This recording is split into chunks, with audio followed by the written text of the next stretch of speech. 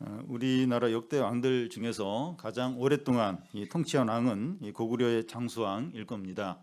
그 이름대로 진짜 장수를 했습니다. 장수왕은 이 광개토왕의 아들로서 고구려가 가장 넓은 영토를 차지한 그 전성기 때 있었습니다. 그는 97세까지 살고 왕위 재위 기간도 78년이나 되었습니다. 그런데 다른 왕들은 재위 기간이 1, 2년밖에 안 되는 왕들도 많았고 대부분의 왕들은 재위 기간이 20년 정도 그 이내였습니다. 왜 왕들이 일찍 죽었는가 그 이유를 살펴보면 첫째는 이 나라를 다스리는데 스트레스가 너무 많기 때문이고, 두 번째는 이 사치와 향락에 젖어서 건강을 잃어버리는 경우가 있고, 세 번째는 이 권력 투쟁의 희생물이 되기 때문입니다. 옛날에는 이 왕이 절대적인 권력을 가지고 있기 때문에 어떤 인물이 왕이 되느냐에 따라서 이 백성들이 행복할 수도 있고 불행할 수도 있었습니다. 이 정복력이 가득한 왕이면 백성들이 항상 전쟁터에 나가야 되니까 참 고생을 많이 하고, 또 백성의 안위를 생각하는 왕이면 이 백성들의 필요를 잘 채워주니까 백성들이 행복할 수 있었습니다. 이스라엘 왕은 그 세상 왕들과 다르게 목자이고 하나님의 대리왕입니다. 무엇보다도 제일 중요한 것이 하나님의 말씀에 따라 백성들을 다스리고 돌보는 겁니다. 백성들에게 인기는 있는데 하나님께 미움을 받는 왕들도 있습니다. 사울 왕이나 아합 왕이 여기에 해당이 되는데요. 이스라엘 왕의 모델은 다윗입니다. 다윗 왕은 하나님과 마음이 합한 자를 할 정도로 하나님의 말씀에 따라서 백성들을 잘 다스렸습니다. 이스라엘이 솔로몬 이후로 북이스라엘과 남유다로 나뉘게 되는데, 북이스라엘 왕들은 금송아지를 만들어 섬긴 여로보암과 또 바알 숭배에 앞장선 아합 왕의 길을 따라갔습니다. 그런데 유다의 왕들 중에 5명의 왕이 경건한 왕이었는데 그 5명 중에 한 사람이 이 시간 살펴볼 여호사밧 왕입니다. 여호사밧 왕은 하나님을 경외하고 말씀에 따라 행하는 신실한 왕이었습니다. 엘사도 이 여호사밧 왕을 존경했습니다. 그런데 여호사밧에게도 이제 잘못된 점이 있었는데 외교적인 부분에서 이 세상 방식대로 했던 겁니다. 무슨 말인가 하면 유다는 주위 나라와 비교할 때 비교적 약하고 힘이 없었습니다. 그러다 보니까 유다보다 5배 정도 영토도 넓고 또 이렇게 인구가 많은 그 북이스라엘을 의지하고 이제 동맹을 맺게 되는데 경제적으로나 어떤 군사적인 도움을 받기 위해서입니다. 여호사밧은 북이스라엘의 아합 왕이 요청하면 무엇이든지 이렇게 하려고 했습니다. 그래서 아합 왕이 길앗 나못을 되찾기 위해서 이 아람과 전쟁을 하러 가면서 여호사밧에게 같이 가자고 하니까 기꺼이 함께 가게 됩니다. 그뿐만 아니라 여호사밧은 아합의 딸 아달랴를 자기 아들 여호람의 아내로 삼습니다. 아달랴는 이세벨의 딸로서 제2의 이세벨이라고 할 정도로 우상숭배와 아주 악한 것으로 유명한 여자였습니다. 이런 여자를 자기 아들의 아내로 삼으면 안 되는데 이 국가적인 유익을 위해서 이 북이스라엘과 사돈관계를 맺는 겁니다. 유다와 이 북이스라엘의 이런 관계는 그 여호사밧 때뿐만 아니라 그의 아들과 후손까지 계속해서 이어집니다. 그런데 유다와 북이스라엘의 이런 밀착 관계가 군사적으로나 경제적으로 유익을 줬는지 모르지만 신앙적으로는 큰 피해를 입게 됩니다. 여호사밧의 아들과 후손들이 아합의 집처럼 우상 숭배하는 길로 나갔던 겁니다. 하나님은 이런 유다의 우상 숭배와 제약에 대해서 심판을 하십니다. 그래서 유다는 더 강해지고 더 안정이 되는 것이 아니라 더 약해지고 왕들이 단명을 해요. 왕들이 빨리빨리 죽습니다. 여러분, 나라가 부강해지고 이 왕권이 강화되는데 이 강대국의 도움에 달려 있는 것이 아니라 하나님께 달려 있습니다. 그래서 여호사밧은 이런 부분에서 하나님을 신뢰하지 못하고 이 세상 방법을 썼는데 철저하게 실패를 하게 됩니다. 그런데 이게 이 외교적인 부분이 참 이게 쉽지가 않습니다. 우리나라와 미국과의 관계, 또 우리나라와 중국과의 관계, 북한과의 관계, 일본과의 관계를 보면 철저하게 힘에 원래 힘이 세면 이제 주도권을 갖고 힘이 약하면 그냥 이렇게 끌려가고 손해를 볼 수밖에 없습니다. 그래서 참 이런 외교 관계, 이런 국가 간의 관계를 믿음으로 한다는 게 쉽지가 않아요. 그래서 이제 여호사밧도 이제 세상 방법을 따랐는데, 근데 그 결과는 이제 이게 실패였습니다. 여러분, 이 작다고 해서 약한 것이 아닙니다. 규모나 외적인 것이 전부가 아니에요. 중요한 것은 이 하나님 함께하느냐, 함께하지 않느냐 이제 하는 겁니다. 오늘 우리도 여호사밧이 겪는 똑같은 시험을 치르고 있습니다. 현실 가운데서 믿음으로 대학 입시나 취업이나 사업이나 집 문제나 노후 문제를 생각할 때 불안해요. 답이 없어요. 답이 없습니다. 그래서 우리도 이제 믿음으로 이제 하기보다는 여호사밧처럼 눈에 보이는 것을 의지하기가 쉽습니다. 현실에서, 세상에서는 이게 하나님도 안 보이고, 믿음으로 한다고 해서 좋은 일이 바로 생기는 것도 아니고, 그러니까 쉽지가 않아요. 자꾸 눈에 보이는 거, 인간적인 방법을 하기가 너무나도 쉽습니다. 근데 우리가 곧 보겠지만 그 여호사밧의 시도가 완전하게 실패하게 됩니다. 결정적인 것은 하나님이 다윗과 언약하신 말씀에 달려있지 세상적인 방법에 달려있지 않기 때문입니다. 그러니까 단기간에 보면 인간적인 방법이 옳은 것 같아요. 근데 좀 멀리 보면 그렇지가 않아요. 그렇지 않습니다. 오히려 세상적인 방법을 의지했기 때문에 유다는 더 약해지고 왕들이 단명을 하는 거예요. 빨리빨리 죽는 겁니다. 그래서 믿는 자들은 하나님을 전적으로 의지하면서 최선을 다해야 됩니다. 하나님을 의지한다고 해서 아무것도 안 하고 자기가 할 것도 안 하고 이러면 안 되죠. 게으른 거죠. 악한 거죠. 그래서 하나님 의지하면서 내가 할 수 있는 건 최선을 다하는 거죠. 그런데 안 되는 부분이 있어요. 안 돼. 도저히 안 되는 부분. 그럼 하나님께 이제 맡기는 거죠. 우리가 믿음으로 하는데 망한다면, 끝까지 믿음으로 하는데 망한다면 하나님이 망하는 거죠. 근데 그런 일은 없습니다. 고생은 하지만 하나님이 신실하게 갚아주십니다. 하나님이 이렇게 책임을 져주세요. 여호사밧은 자기가 죽기 2년 전에 아들 여호람을 왕위를 물려줍니다. 여호람은 왕이 되었을 때 어떻게 행합니까? 17절, 18절을 한 절씩 교대로 읽겠습니다. 여호람이 왕이 될 때 나이가 30세라 예루살렘에서 8년 동안 통치하니라.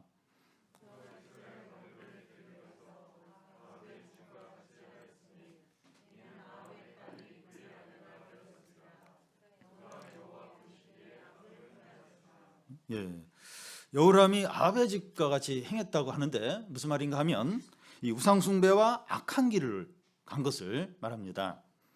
상황적으로 보면 여호람은 이렇게 하지 않을 수 없었는지 모릅니다. 유다는 이제 북이스라엘과 동맹 관계에 있었고 이 아합의 딸 아달랴가 그의 아내였습니다. 아버지 여호사밧이 다 이렇게 이미 해버린 거예요. 그렇지만 여호람이 상황과 여건 때문에 우상 숭배에 빠질 수 없었다 이렇게 합리화할 수 없습니다. 여호람은 그의 아내 아달랴가 아무리 충동질해도 우상 숭배를 하지 않았어야 했습니다. 아달랴가 계속 우상 숭배하도록 충동질하면 왕이 자리에서 폐위를 시키든지 그렇게 했어야 됐죠. 그러면 이제 북이스라엘과 동맹관계가 깨지고 위기에 처하게 되죠. 전쟁이 일어난다든지 그러면 하나님이 개입을 하시죠. 이렇게 믿음으로 이제 딱 그렇게 했을 때는 하나님이 이제 개입을 하세요. 함께 하십니다. 아닌 것은 아닌 거죠. 이건 아니다. 이건 죄다. 이건 우상숭배다. 그러면 이제 아닌 거죠. 죄를 지으면 그 죄에 대해서 자기가 책임을 져야 합니다. 누구 때문에 또 상황이 이렇고 이래서 어쩔 수 없다. 안 돼요. 이게 죄를 지으면 자기가 그 죄 책임을 져야 됩니다. 그러니까 세상에서도 그래요. 세상에서도 뭔가 범죄를 저지르면 상황이 어땠고 저 사람이 내 자존심을 건드리고 어쨌든 이 죄를 지으면 본인이 이제 책임을 져야 합니다. 여러분, 하기 싫거나 옳지 않아서 끝까지 거부한 사람들이 있어요. 끝까지 나는 하기 싫다. 이건 옳지 않다. 이러면서 끝까지 보면 세상에서도 거부하는 사람이 있어요. 우리도 죄를 거부할 수 있다는 거예요. 나는 원치 않다. 이러면서 죄를 이제 끝까지 거부할 수 있다는 거죠. 근데 원치 않으니까 또 이렇게 타협을 하고 이제 그런 경우가 있는데 우리도 진짜 원치 않으면 죄를 짓지 않을 수 있다는 거예요.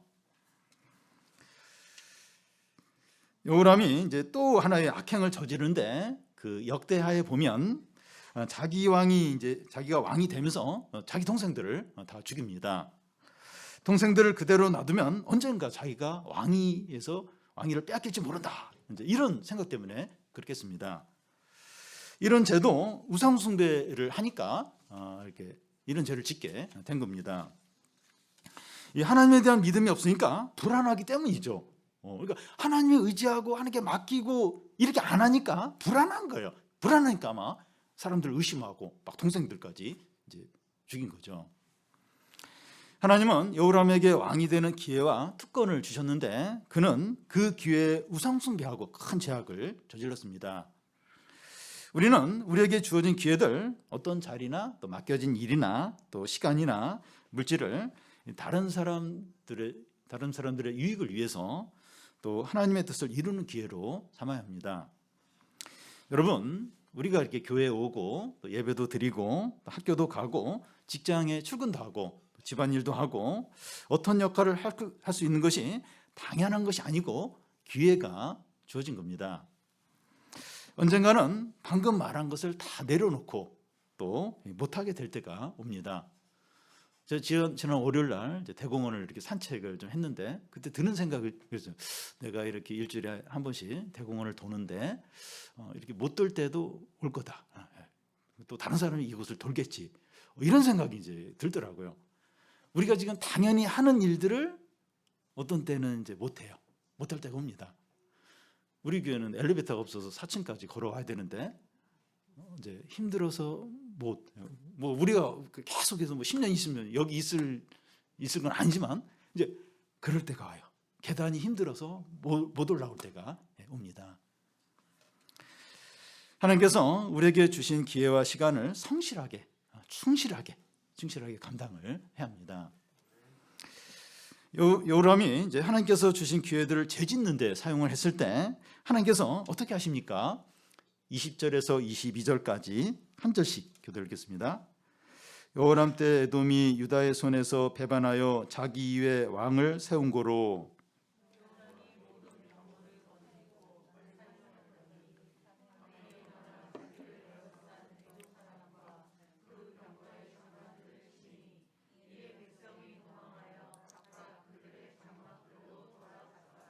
이와 같이 에돔이 유다의 수안에서 배반하였더니 오늘까지 그러하였으며 그때 림나도 배반하였더라.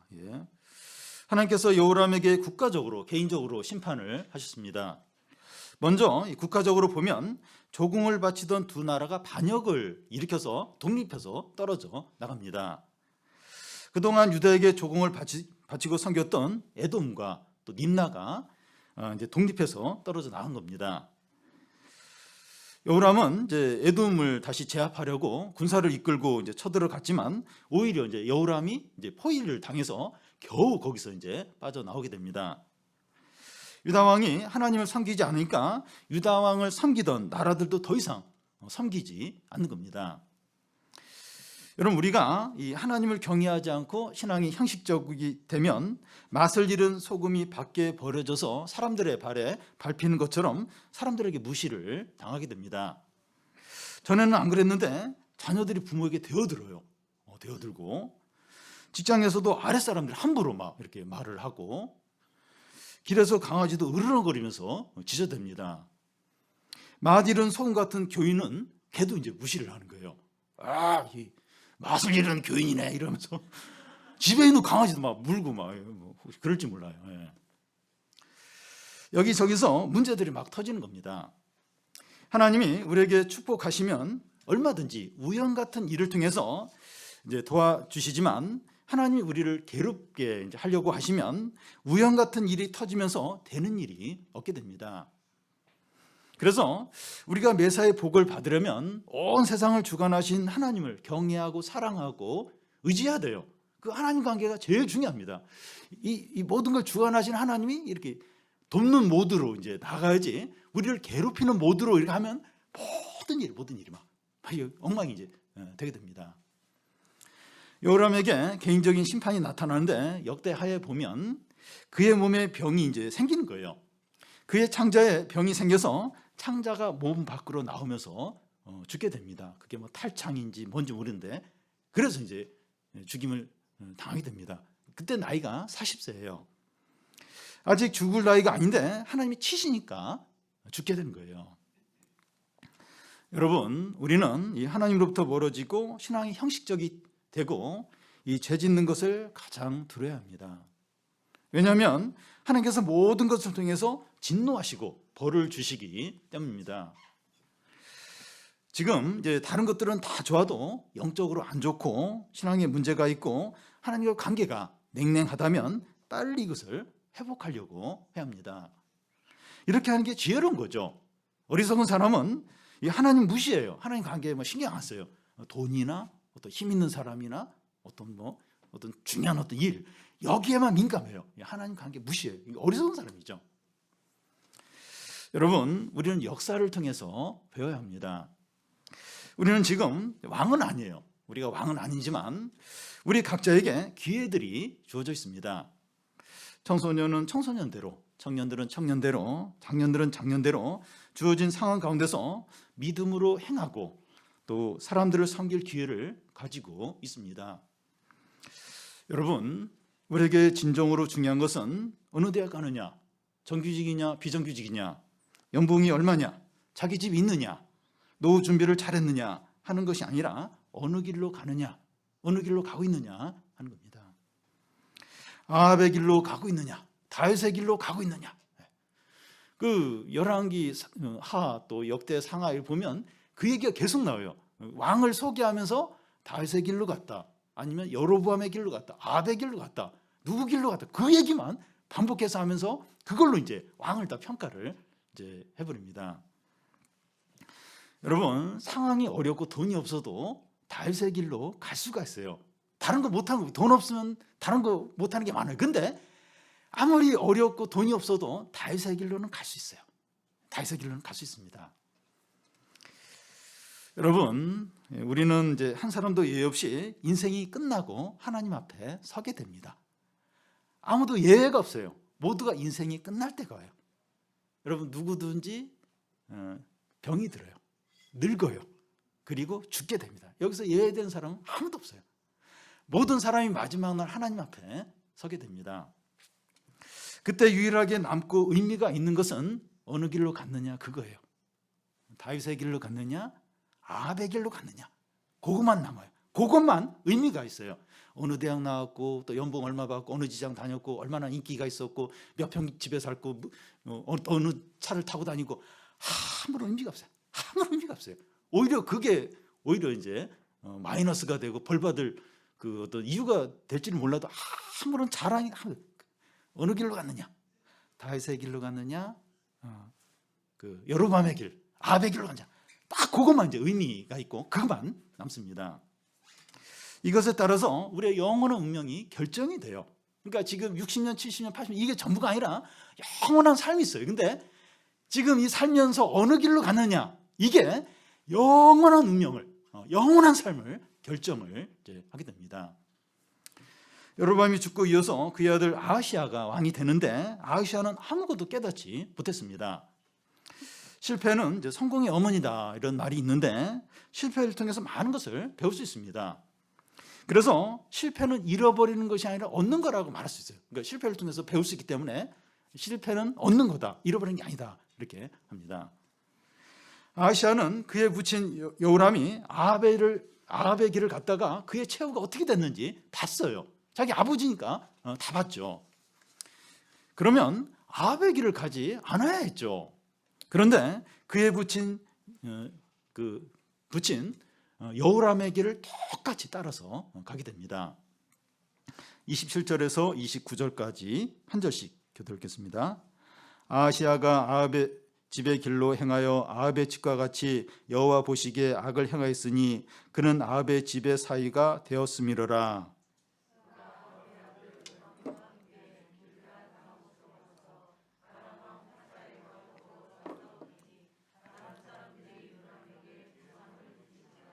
요람 왕이 아람 왕 하사엘과 싸울 때 남아에서 아람 사람에게 당한 부상을 치료하여 하여 이스라엘로 돌아왔더라. 유다 왕 여호람의 아들 아하시야가 아합의 아들 요람을 보기 위하여 내려갔으니 이는 그에게 병이 생겼음이더라. 그가 왕이 된 지 1년 후에 어떤 일이 있었는가 하면 북이스라엘 왕이 이제 요람인데 길앗 나무대에서 아람 왕 하사엘과 전쟁을 하게 됩니다. 그때 유다 왕 아하시야도 북이스라엘 왕 요람과 함께 그 전쟁에 함께 참여하게 됩니다.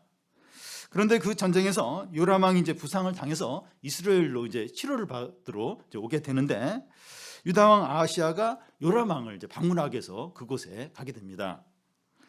오늘 본문 뒤에 보면 이제 아합 왕을 진멸하도록 하나님께서는 예후를 이제 세우게 되는데 예후에 의해서 북이스라엘 왕 요람이 죽임을 당하고 또 그 요람 왕을 병문안 갔던 유다 왕 아하시야도 그 예후의 손에 죽임을 당하게 됩니다. 이 같은 길을 가는 사람은 결국 같은 운명에 처하게 됩니다. 그러니까 이 북이스라엘 왕 요람 왕이나 또 이 유다 왕 아하시야나 똑같이 아합의 길을 가는 거예요. 그러니까 똑같이 같은 운명을 이제 당하게 되는 거죠. 아합의 길을 가는 사람은 마지막에 비참한 최후로 끝이 나게 되고 다윗의 길을 가는 사람은 중간에 고생은 하지만 마지막이 영광입니다. 여러분, 오늘 우리에게 제일 중요한 것은 경제적인 것이나 건강이나 취업이나 집 문제나 자녀 성적이 아니라 아합의 길을 가느냐 다윗의 길을 가느냐 하는 겁니다. 시간 지나면 아무것도 안 남아요. 모든 건 다 이제 의미가 없어지고 이제 이것에 따라서 영원한 운명이 결정이 됩니다. 모든 사람들이 이 다양한 삶을 사는 것 같은데 결국 두 가지 길 중에서 한 길을 가게 됩니다. 넓은 길을 가느냐 좁은 길을 가느냐 사망의 길을 가느냐 생명의 길을 가느냐 하는 겁니다. 우리는 어떤 길을 가고 있습니까? 나는 지금 어떤 길을 두 가지 길 중에 한 길이에요. 한 길. 어느 길을 가고 있습니까? 우리가 지금 믿음으로 다윗의 길을 가는 거라면 고생이 되고 힘들더라도 소망이 있고 약속이 있습니다. 별로 가는 사람이 없어요. 그리고 보이지 않는 걸 따라가니까 불안해요. 힘들어요. 헛수고하는 것 같아요. 근데 소망이 있고 약속이 있습니다. 여러분 시간 지나고 보면 제일 빨라요. 지금 당장은 우회하는 것 같아요. 생고생하는 것 같아요. 근데 여러분 시간이 지나고 한 10년 후 지나고 나서 보면 내가 제일 지름길로 왔구나. 내가 제일 빠른 길로 왔구나. 제일 안전한 길로 왔구나. 그걸 나중에야 깨닫게 돼요. 하나님 그렇게 지름길로 이제 인도를 하신 거죠. 근데 지금 안정이 되고 즐거워요. 많은 게 보장이 된 것 같지만 아합의 길을 가고 있으면 빨리 돌이켜야 돼요. 빨리. 보이는 게 전부가 아닙니다. 보이는 게 빨리.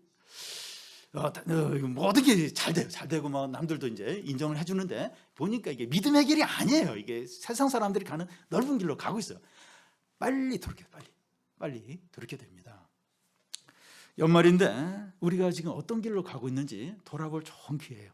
올 한 해 내가 어떤 길을 왔는지, 앞으로 새해 어떤 길을 가야 될지 한번 돌아보는 거예요. 그리고 결단하는 겁니다.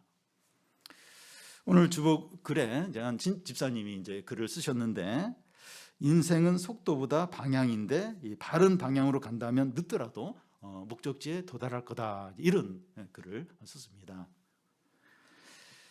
이 시간 여호람과 아하시야의 삶을 이제 살펴보면서 하나님을 경외하고 우리가 좁은 길로 가고 있다면 확신을 가지고 담대히 나아가는 성도들이 다 되시기를 바랍니다.